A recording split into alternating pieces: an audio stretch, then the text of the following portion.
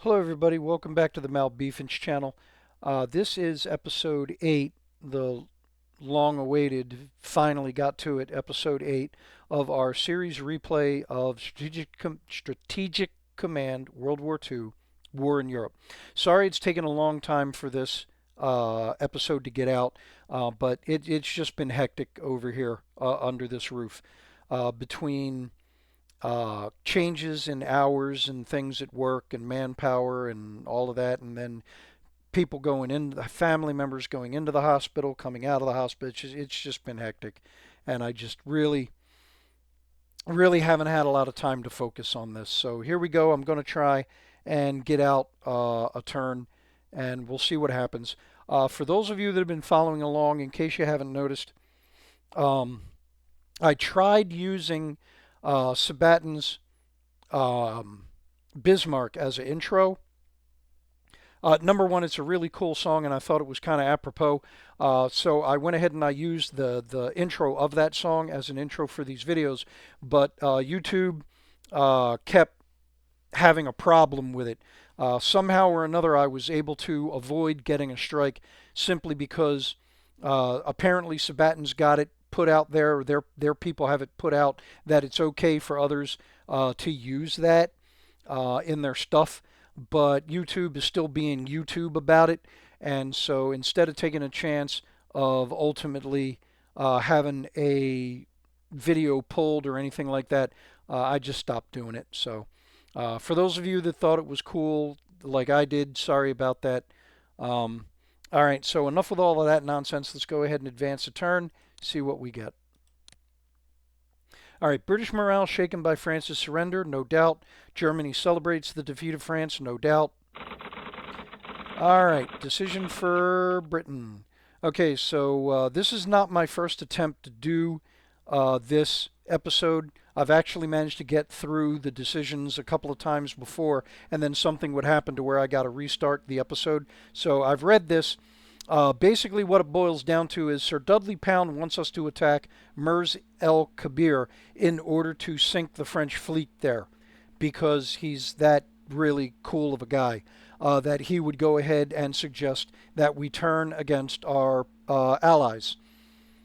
His concern is that the French are just going to walk over to the Germans and let them have the French fleet. And for those of you that know history, there was no chance of that happening. The French Navy, the sailors, the admirals, pretty much for the most part, they had no intentions of allowing their ships to fall into German hands. The army didn't have much of a choice because all of their stuff was right there on land in France, and the Germans could just confiscate it. But the French, their sailors actually went ahead and sank a whole bunch of ships down in Marseille in order to prevent them from falling into German hands. Now, I understand at the time Sir Dudley Pound might not have known that the French sailors felt this way. So maybe there's some justification for his massively ungentlemanly behavior. Um, I can't judge. Okay. Yes, I've got hindsight, working for me, but I don't know what Sir Dudley Pound. I don't know what he knew at that time. Okay, I can only guess from his spoken and written conclusions. Okay, now in the notes, it'll tell you that if I do this. If we do this, we go ahead and we take a massive diplomatic penalty. Okay, Vichy France and Algeria will move towards the Axis 35 to 50%. That's a huge jump. Okay, that could wind up handing Vichy France and North Africa to the Allies without them having to do a thing. Okay, and so I'm not too particularly keen on that. All right. At the same time, if I say no and the Vichy join the Axis or get conquered by them, then Germany gets a half-strength battleship at Casablanca and a full-strength battleship at Algiers. Now, as long as I played the Axis in these games, I have always been at a disadvantage with the Navy, and from my own experience, my conclusion is a single full strength battleship and a half strength battleship together are not going to turn the tables in favor of the Axis Navy. Okay, even if the Axis gets the opportunity to refit that battleship, which I'm guessing, oh, nuts. The name was just in my head a second ago, but now I can't remember. It was France's most advanced battleship at the time. Had a, if I remember correctly, it was a four gun turret on the front, and then two secondary turrets side by side on the aft end. And for the life of me, I can't remember the name of the ship. I had it. It was right there. I could see it in my head the moment I started talking about it, and then it just escaped me. Freaking old age. Um,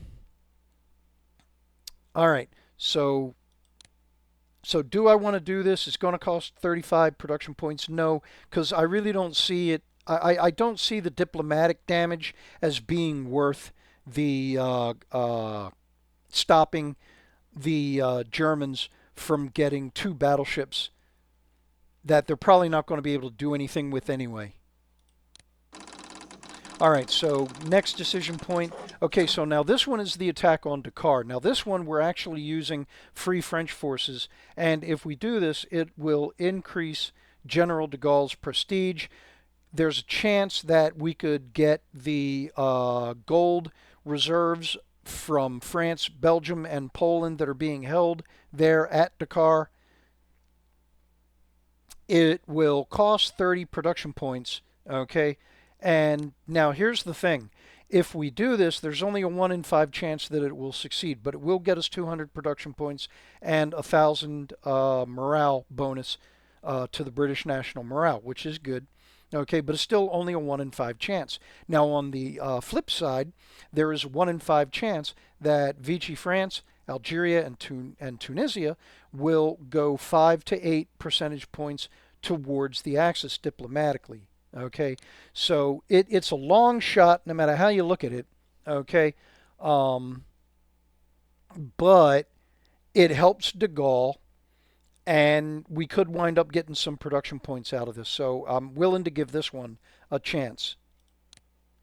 And okay, so it was successful, and British morale is increased. Vichy France protests the attack, obviously. All right, so it looks like Vichy France, we had the diplomatic backslash from that, but not Tunis and Algeria. All right, so the French triumphant is seized and handed over to the Free French. De Gaulle announces on the BBC that France has lost a battle, but they have not lost the war. And representatives from Poland, France, Canada, and the UK vow to continue the fight. When I read that, I get the idea like you guys had a choice. All right, de Gaulle celebrates as British and Free French units captured Dakar. USA develops advanced fighters level 1. USA develops heavy bombers level 1. USA develops naval weaponry level 1. Amphibious warfare level 2. A lot of tech breakthroughs for the USA there. Soviet Union gets aerial warfare level 1. Awesome. They're going to need it. There is our ledger for the upcoming turn with our 200 MP from Dakar. Thank you. Yeah, there's no better feeling than spending somebody else's gold. Romania joins the Axis. Well, we knew that was coming. Bulgaria, Romania, and Hungary are going to join the Axis.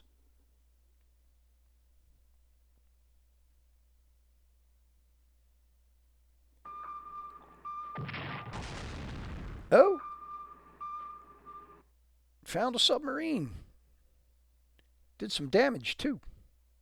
Awesome. I guess they weren't expecting that destroyer, or they were like just trying to scout it out.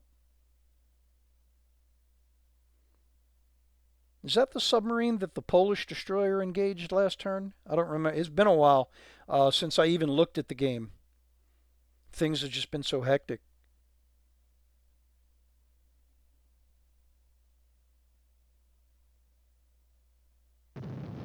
All right, Allied raiders disrupt Norway, Germany convoys. Thank you very much.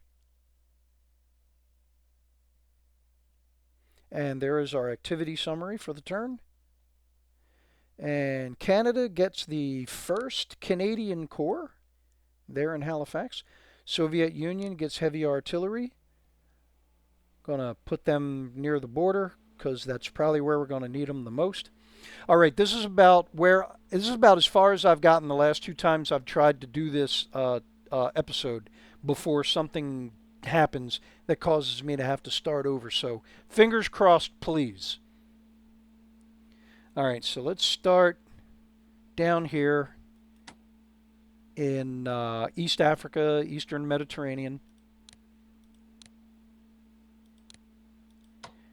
Try and get the rest of the British troops here reinforced, and then once they're congregated, we'll see if we can't take Tobruk.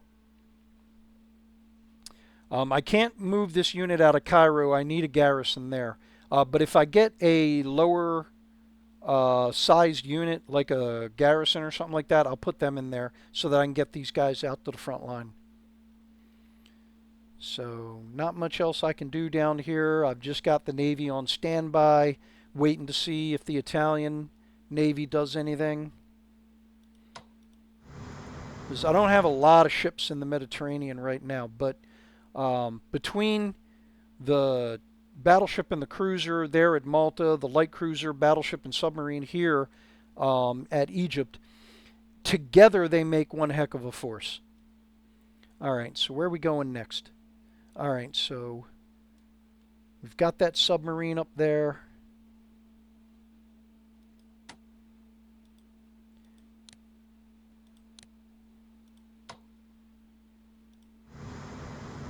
All right, let's start trying to close with it.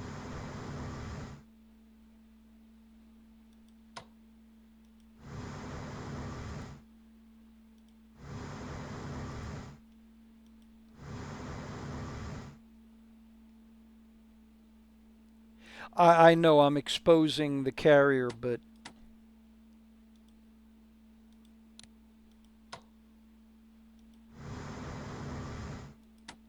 I feel that that is not too great of a risk at the moment.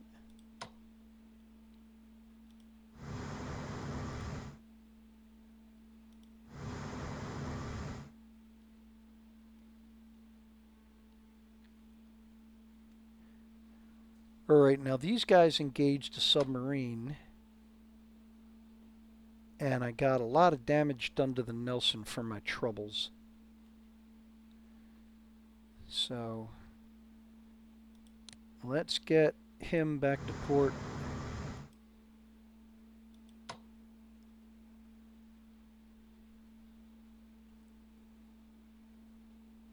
And I guess these guys, well,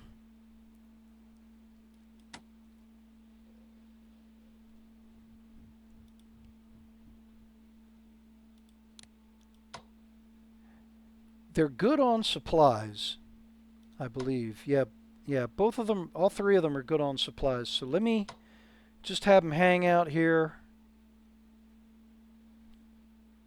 Hang out just a little bit closer to base. Staying on anti-submarine patrol.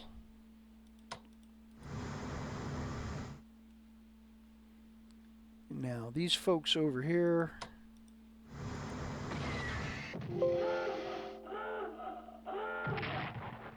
Alright, well, at least he damaged them before he dove.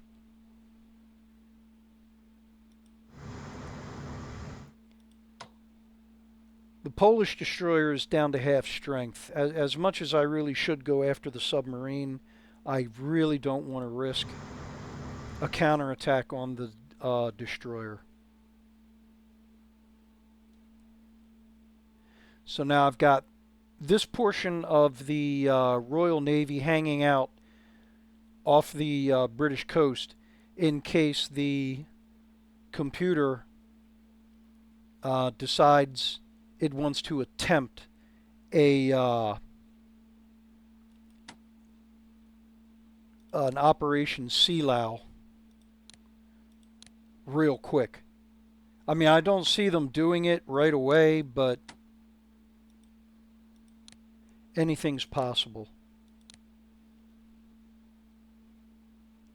So we got plenty of fighters covering potential landing zones here near London.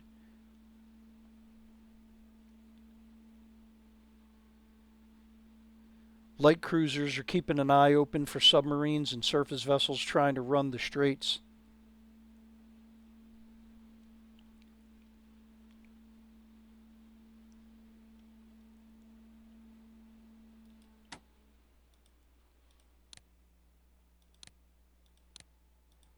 Upgrade that seized cruiser.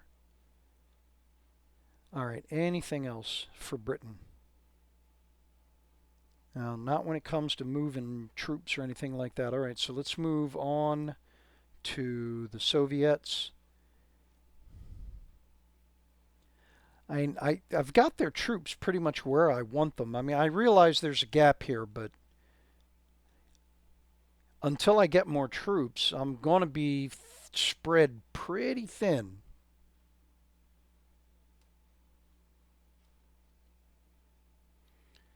I'd like to get another garrison for Leningrad. But at the same time, I got to work on the Soviet Union's research. I would like for them. Do I have 200 points available? No, I've only got 50.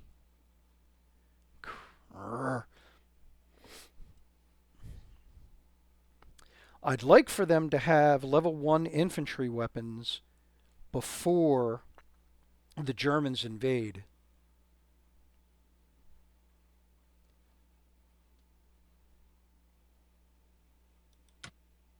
The United States, I need to focus them on technology as well. So what do we got? 205. So that's 2 100s. If I wanted to, I could do anti-tank weapons. Really though, I just think, I mean, I know it's a habit with me, but I really think pushing industrial technology should be the #1 priority. But no, I've got 200 points, so let's go ahead and get infantry weapons started.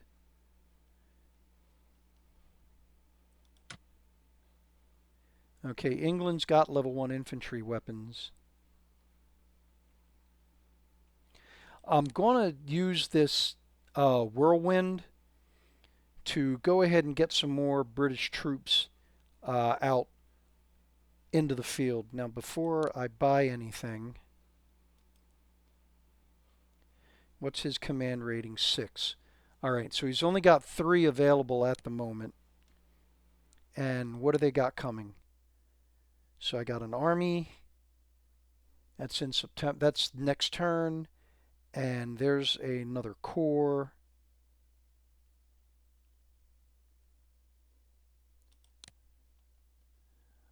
All right, so armor. Let me get at least one out there.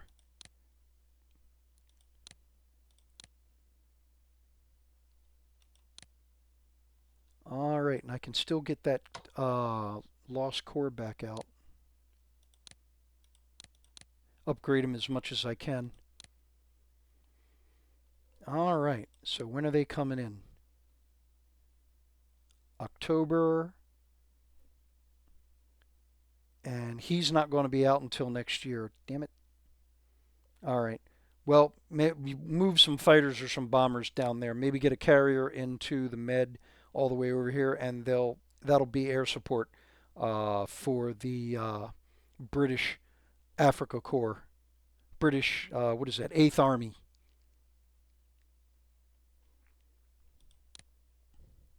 All right, so that's going to do it for this turn, it looks like. You just zoom out real quick, see if there's anything I want to do. There's really nothing to do with the American forces. I mean, except for finishing mobilizing them, but I'm trying to stay focused on their technology. All right, so if you don't mind for a second, I want to talk strategy. I've been thinking about it for a few minutes here, and I mean, I know what I would do if I was playing the Axis. I know how I would respond. Playing as the Axis, if, for those of you that have never played this game before, when you're playing World at War or you're playing War in Europe, those two strategic command games, when you're playing as the Axis, okay, especially as Germany, when Germany starts making advances, it actually begins to affect everybody else's diplomacy. Okay, victories in France, victories in Africa, all of these things affect diplomacy of the United States and the Soviet Union to the point where you can actually cause the Soviet Union to declare war early. Americans start doing things that historically they did earlier than what actually happened, like the deal for the destroyers for bases, lend lease, and all of that, um, cash and carry. So the computer obviously knows about all of that. So it's going to consider that in its plans. All right. So um, as the Axis player, I always felt that because I have no choice but to start the game at war with France and the Soviet Union, that it was in my best interest to knock both of them out as quickly as possible because I am going to be at war with the Soviet Union pretty much as quickly as possible, whether I want to or not. Okay, so let me assume, and I know a lot of you are going to burn me for using that word, but let me assume that the computer is going to be at least half as adventurous, okay? And it is going to try Sea Lion um, as quickly as it can get itself organized for it, okay? With that in mind, my strategy for the UK is to basically split it down the middle, where I'm going to do what I can to focus on the technologies that I absolutely know I need to have, okay, for a winning strategy. And then second, I'm going to do what I can to build up basically Fortress Britain. Okay, I will send forces to fight in Africa. Okay, I'm going to try and get them up to General O'Connor's max of 6 units. Okay, if I can spare it. Okay, but that is going to be driven by what does the computer do. Okay, so anyways, that's my idea for strategy at the moment. With the Soviet Union, my hands are tied. All I can do is I've got to go one direction or the other. I either focus on increasing their military forces or I work on increasing their technology. And personally, I think right now the Soviet Union is in a position where I have to treat them like the United States and I have to focus on their technology. Okay? And then pray that I can do exactly what the Soviet Union did historically, trade land for time and have the economy boom with the rebuilding of all the factories on the Asian side of the Urals, and then with production points being convoyed in from the United States and Britain. So, all right, so that's the strategy in a nutshell. Um, that's just it right now. It's the situation. No battle plan survives contact with the enemy. I'm sure most of you have heard that term before, and that's exactly what I'm expecting to have happen to me. So again, because I've never played I have never played the Allies in War in Europe, the War in Europe version of Strategic Command. So I'm at a loss as to what the computer is actually going to do. All I can do is look at my experience and try to make an educated guess. Okay. For those of you that have played as the Allies against the Axis in the past, all right, how do I say this nicely? I don't think there's a nice way to say it. I'm going to ask you to please don't spoil it for me. Okay, I'm excited about the surprise as much as I'm kind of worried about the surprise. Am I going to be able to meet the challenge and rise above it and still win the game? Okay. But if you have any strategy ideas or recommendations that you would like to give me, I am all ears for that. Okay. All right. So let's go ahead and advance a turn, see what we get. All right. Axis Raiders still still disrupting Canada-UK convoys. That's that submarine that we're hunting. Japanese forces attack the French in Indochina, inflicting heavy casualties. UK develops heavy bombers level 1. UK develops spying and intelligence level 1. Russia, excuse me. Russia develops anti-tank weapons level 1. Oh, excuse me. Dinner coming back to haunt me. All right, there's our ledger for next turn. Remind me, I need to talk about Japan for a moment.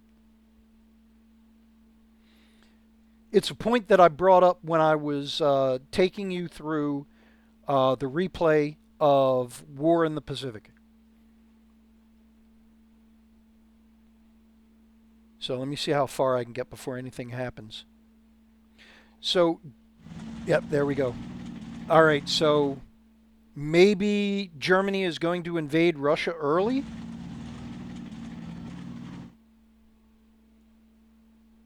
Seeing these troops show up on the border.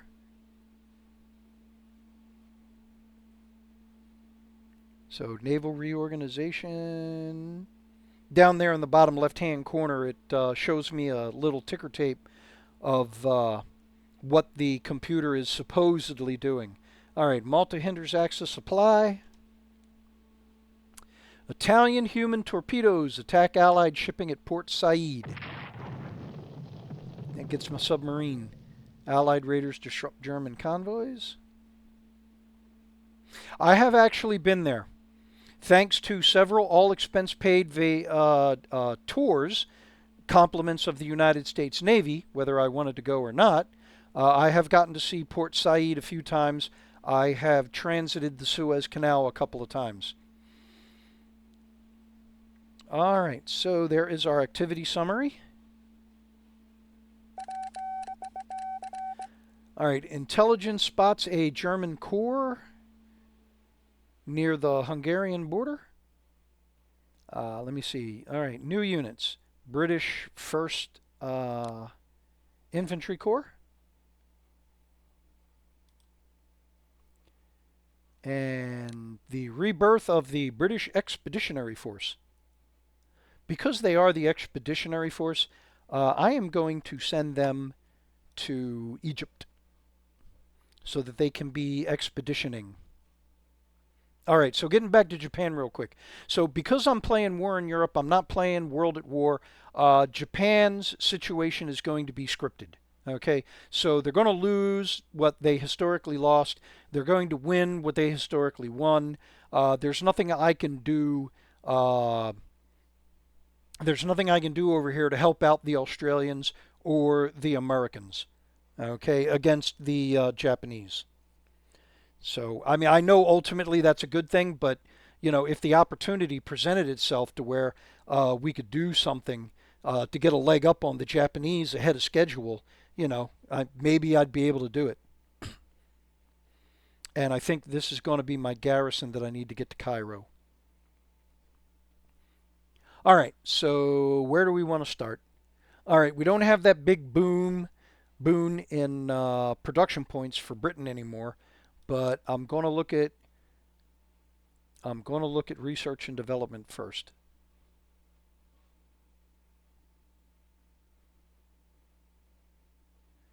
So ground attack weapons. So I did units last turn, so I'm going to do research and development this turn.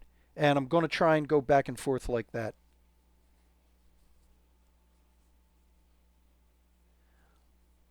All right, so I got 272. I really want to hit infantry weapons again. I mean, there's a lot of good choices here. Advanced fighters.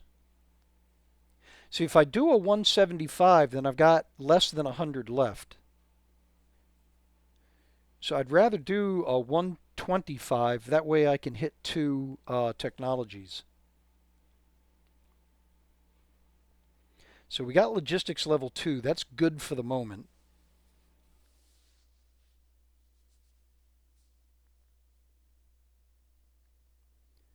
So I could overspend production technology and industrial technology.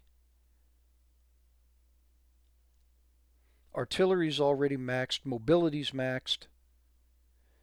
Infantry warfare. These are all maxed, so that's good.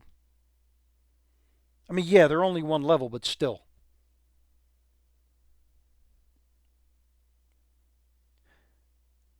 All right, so I'm going to be me, and I'm going to hit those two. I know I always make these two my priority over everything else, usually. Because, I mean, industrial technology, for those of you that haven't already figured it out, industrial technology is basically more money. Okay, every level of this gives you more production. Okay, more production points. And then production technology lowers the costs of items that you purchase, and then it also decreases. Um,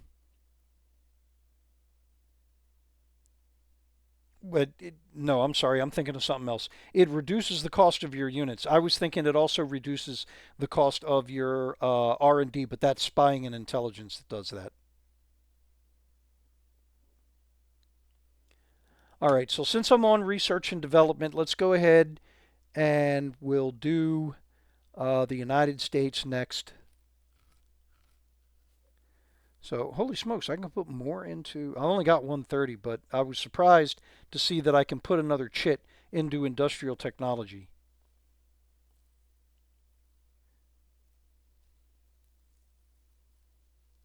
Oh, that's because I've only got one in there right now. Okay. I'm sorry. I'm looking at that too. That's their industrial level. That's the number of chits that I've actually spent. Okay, so I got infantry weapons going. Infantry warfare has got. Last thing I need is another Kazarine pass.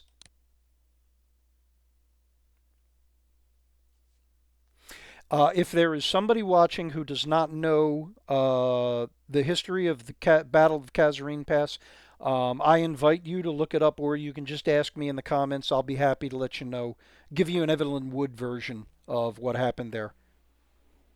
Definitely not a great day for the United States. All right, I don't have enough to do anything for the Russians, so I'm just going to keep banking their stuff right now. All right, we got a few points left over. I have a feeling this destroyer is going to be more important than the battleship Nelson. So I'll go ahead and I should have done him. All right, let's pull him back.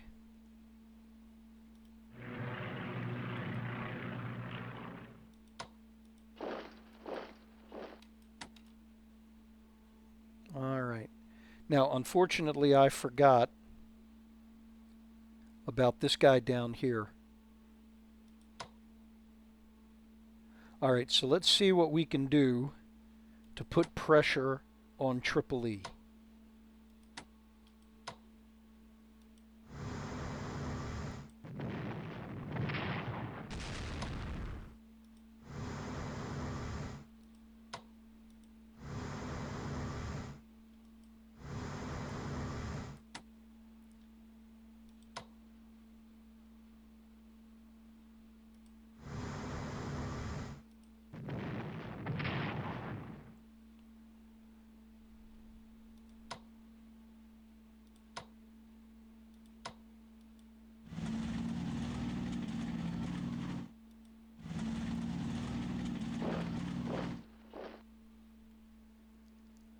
All right. So now I haven't completely cut off supplies, But if I can keep the port knocked down and I can get all three of these units around the town, I might be able to cause a supply problem.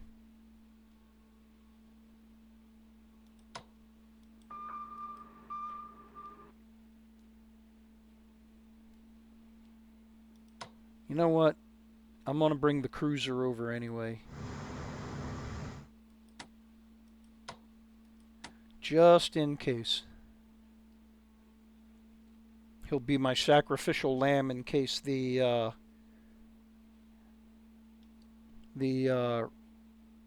what is it? Regia Marina, I believe, is the Italian uh, Italian for the Royal Navy, the Royal Italian Navy. All right, not going to do anything else with the rest of the British fleet over there, but I am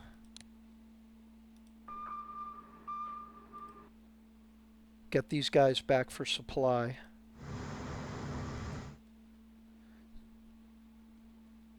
All right, so I'm going to let them hang out, or maybe not. We found somebody.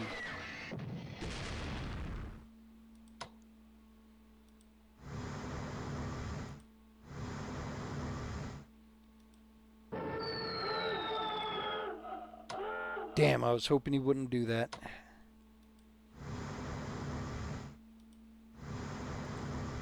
Oh, geez, two of them.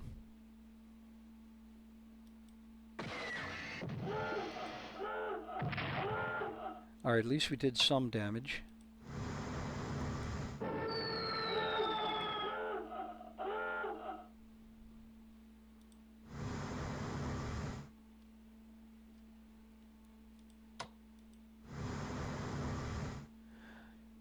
All right, so the guy that was here might very well have been these two guys that were up here. So, oh, I spoke too soon.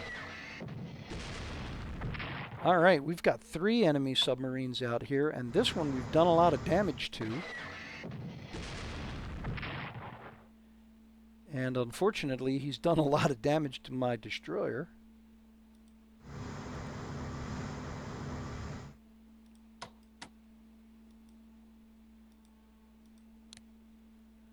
All right, can I get him close enough? Nope. Nope, and nobody else. All right.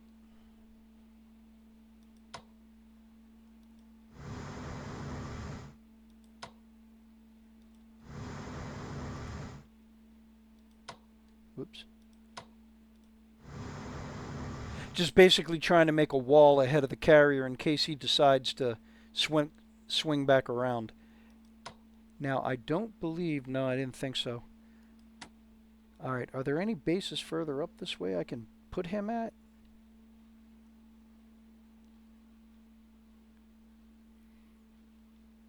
And I might be able to put him at Reykjavik, but I don't think that's going to cover too far. All right, let's see. How far out can he go? What is that? 3, 6, 9, 12, 14 hexes. All right. So if I'm able to put him here...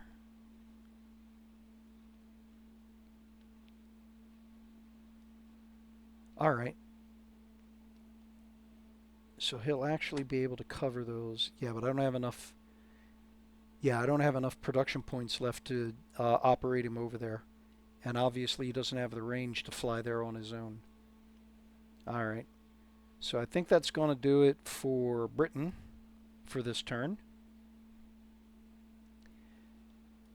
And not a whole heck of a lot I can do about the Russians.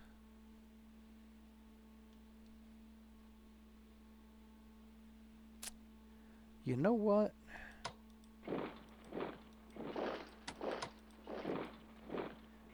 Let's have an entire army holding that crossroads.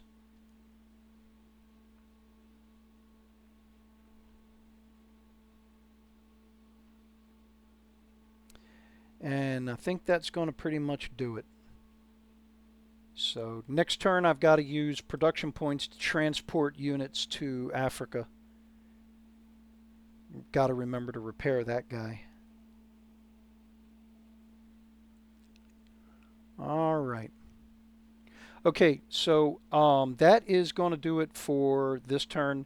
That's also going to do it for this episode. I'm going to try and get a second episode out this week, I hope. Please don't hold me to it. My schedule is still pretty much up in the air, so I don't know when I'm going to have another day to be able to do this. Okay. But I will try and get another episode out as quickly as I can. Okay. I appreciate everybody's patience, really. If you've made it this far, if you're still on my side, please leave a like, drop a comment. Let me know what you're thinking about strategy and everything. If you have not already, please go ahead and subscribe.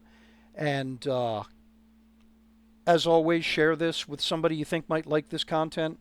Okay. I mean, who knows? Someday, 20, 30, somewhere in there, we may have enough followers to where it's worth the effort to go ahead and monetize the channel and, go from there, see what we want to do from there, other genres of games and things like that.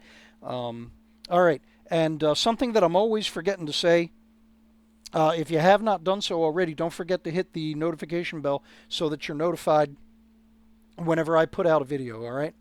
All right, thanks again, and we'll see you on the next one.